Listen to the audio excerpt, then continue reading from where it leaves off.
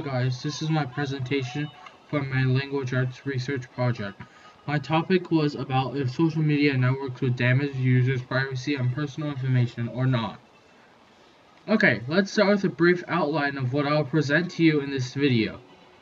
The research question and hypothesis, the definition of privacy that I found through my research, my survey questions and results, and the analysis of these results. My 3 articles and what information I discovered in them. My conclusion, results, and whether or not my hypothesis was correct or not. Okay, my research question was, do social media networks damage users' privacy and personal information? Well, I did not think that social media networks would damage users' privacy. Okay, long slide. These were the questions I asked in my online survey and the results I got from them. My first question asked was, what types of information do people input into social media networks the most? Well, many people would input the more basic information, such as gender, birth date, school, and their phone number. But specific information that a user might not want everyone to know about, such as their home address or where they work, they were left out more often.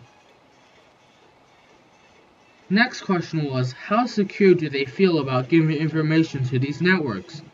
Well, 70% of the respondents stated that they felt secure about giving these networks information, and it would not be used in any other way or form.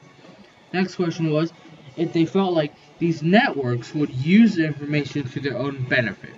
Well, most of the respondents said that they did not think that these social media networks, such as Facebook and Twitter, would use or sell the information to hackers, scammers, or third parties. The next question was based on user-user contact, not user-to-network. It was about how safe they felt private messaging was. Surprisingly, to me at least, less than half of the respondents thought that private messaging were not so private, and that whoever they sent it to could take pictures of the messages and send it to other users.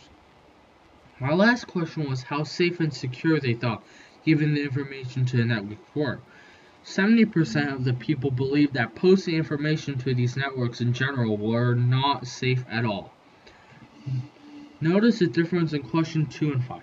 Question 2 asks how secure they feel about giving information, while in question 5 doesn't ask how secure they feel, but whether or not it is actually safe in their opinion. Okay, this was a graph of the first survey question. As you can see, it states the same as I said in the previous slide. Basic information such as gender, age, birth date, and phone number were inputted more often than specific information such as where you work and home address. Here are my 3 articles I found via the internet. I'm going to just jump straight into the first one. Okay, first off, we'll start off with Livingstone's article. In this article, it states that, in her view, the definition of privacy is that it is not tied to disclosure of certain types of information, but instead, a definition centered on having control over who knows what about you. So basically, she thinks that it is not the network causing privacy issues. It is based off of the user's motives, and whatever the user does will determine how safe his or her privacy will be on these networks. Detterman's article also states about the same idea. She says that it is rarely the social media company that invades your privacy, but what haunts them is other user-generated content.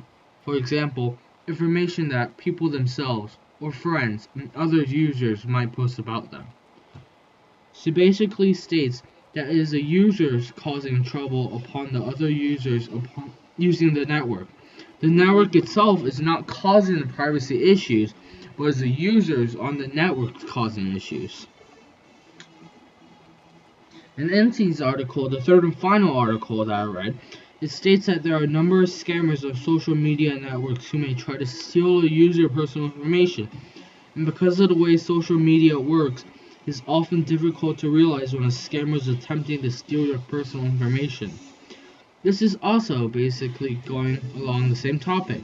It is not the network taking the information, but other users such as scammers and hackers that have taken information from other users on these social media networks. Key points I got from the article is that the social media network providing usage of the network to others, the users themselves creating hazards, and other users that take the user information such as scammers and hackers are what privacy may be damaged by. My conclusion. My survey results said that majority of respondents thought that social media networks do indeed hurt their privacy, but the 3 articles went more in depth about that, and I found out that it was not the network itself, but other users on it causing the problem. However, in the end, the results were contradictory to my hypothesis. I did not think that social media networks would damage people's privacy, but they indeed do, because other users on these networks will attempt to steal your information.